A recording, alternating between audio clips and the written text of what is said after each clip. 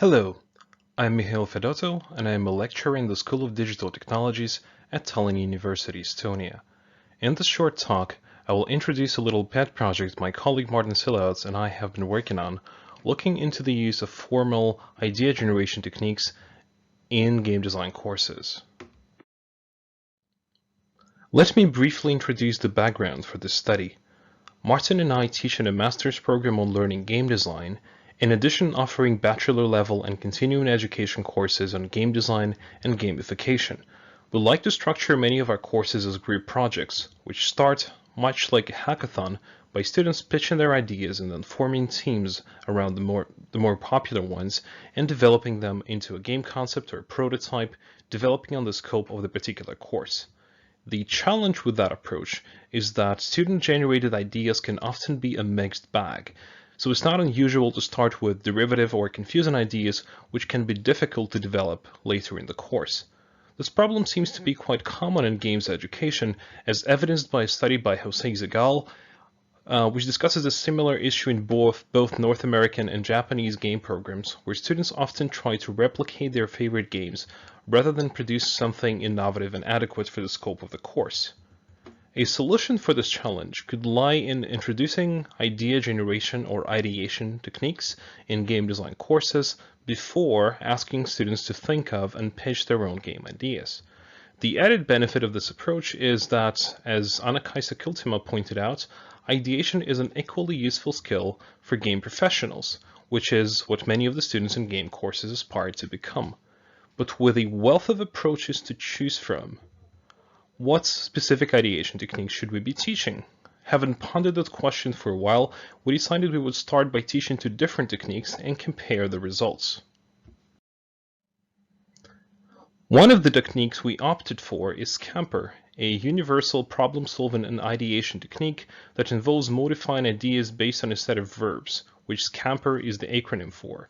The verbs in question are substitute, combine, adapt, magnify, put to another use, eliminate or minimize, and reverse. So, for example, you could create a new game idea by combining two existing things. Say if you combine a rhythm game with a racing game, or even more ambitiously, an action game with a music video, you will end up with something like Sayonara Wild Hearts by Swedish developer Simon Go. Or you could decide to eliminate an element commonly found in existing games, say most of the controls. Then you end up with one-button games such as Flappy Bird. And this way, you can take an existing idea or practice and turn it into something new by applying one or several of the verbs. The second approach we chose is PlayGen Add and Play, which is a card game specifically designed to help players come up with game ideas. In the Add and Play deck, you have cards of 4 types, corresponding to 4 types of gameplay elements. Game mechanics, or the rules, processes, and dynamics of the game. Motivation drivers, the underlying reasons for playing the game. Social mechanics, the core social interactions between players.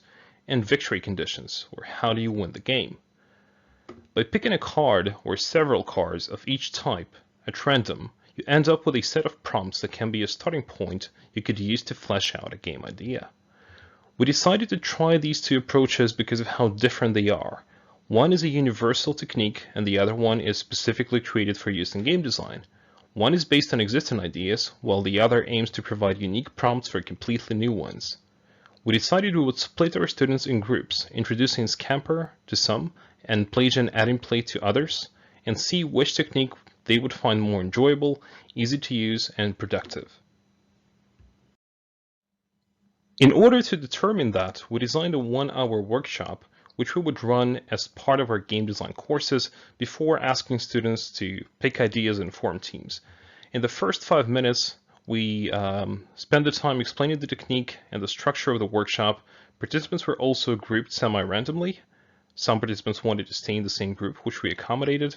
Group sizes varied between the workshops, but were between 3 and 6 participants. After that, the participants were given prompts to work with and had 10 minutes to ideate individually. They were then asked to discuss their ideas in groups for 15 minutes and select one to present. Each participant was instructed to keep track of how many ideas were generated. Following that, groups were given 20 minutes to develop their ideas for presentation in class, covering such aspects as learning or serious goal, entertainment goal, genre, challenges or mechanics, target audience, and selling point. After that, each group presented their idea briefly for 2 or 3 minutes. For a more detailed account of how each technique was introduced, I refer you to our full paper due to the lack of time. Later on, we also introduced a sort of control group whose members were just told to brainstorm game ideas without any further guidance, even though the overall workshop structure remained the same. At the end of each workshop, we collected data from the participants using a short questionnaire, which contained the following questions. How easy was it to come up with new ideas? How much did you enjoy the ideation experience? How many ideas did you generate? How many of those did you like? How many ideas did your team discuss? How many of those did you like? Did you find this technique useful? This was a question we did not ask of the control group. And do you have any additional comments or feedback? And this was free-form text for people to enter. Overall, we collected exactly 100 responses from both degree and continuing education students. This was quite a diverse group consisting of Estonian and international students. For example, we had British, Turkish, Spanish, Greek students, and so on, of different ages. Some of whom were experienced gamers and others were not. It is difficult then to speak of a specific population that our sample represents, but then that seems to be the nature of game design courses these days, which bring together diverse participants from a wide range of backgrounds. So what did we find out? This part was simultaneously disappointing and interesting because we did not find out all that much. Despite starting with the assumption that structured ideation techniques such as SCAMPER or PlayGen adding play would be more productive or enjoyable than unstructured brainstorming, and that SCAMPER might be more difficult to use due to not giving its users specific prompts to work with, we found no statistically significant differences between most of the variables. The only statistically significant difference we did find was between the number of their own ideas that participants liked, and curiously, this was in favor of unstructured brainstorming, not the structured techniques.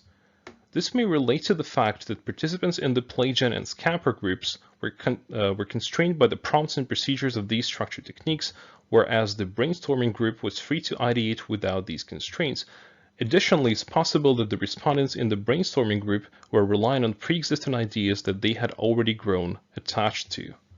Curiously, the number of group ideas that participants reported liking is below 1 for all three groups. This statistic is problematic since some respondents chose to use fractions, such as 0.5, in their responses, presumably to indicate that they partly liked one of the ideas. However, the fact that all three groups averaged less than 1 for question 6 indicates that some group members may have been unhappy with the discussion and decision-making in their group, feeling that their own ideas and inputs were not given enough consideration. Similar frustrations have been reported in other studies of group ideation. What does this tell us?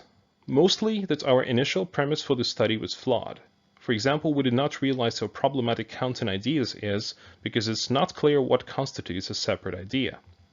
If one came up, for example, with 2 variations of the same basic idea, such as Minesweeper but in physical walking in virtual reality and Minesweeper with physical walking in augmented reality, would that count as one idea or 2?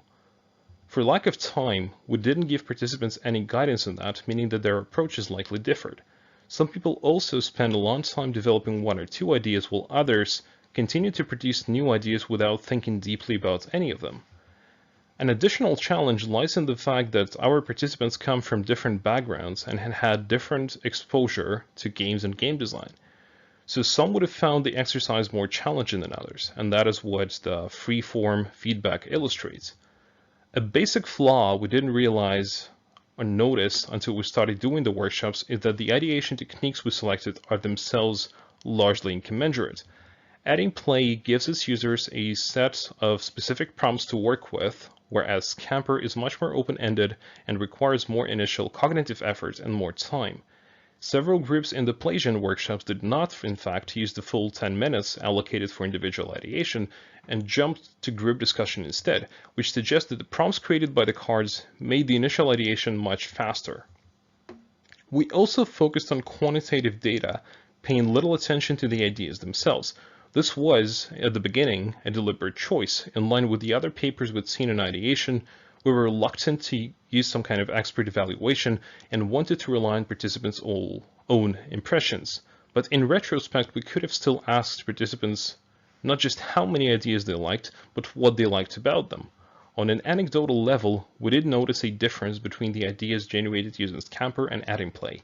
SCAMPER tended to produce more high-concept ideas, easily describable in a single sentence. For example, Monopoly, except you have to donate as much money to charity as possible, whereas adding play ideas were much more detailed but also less easy to summarize.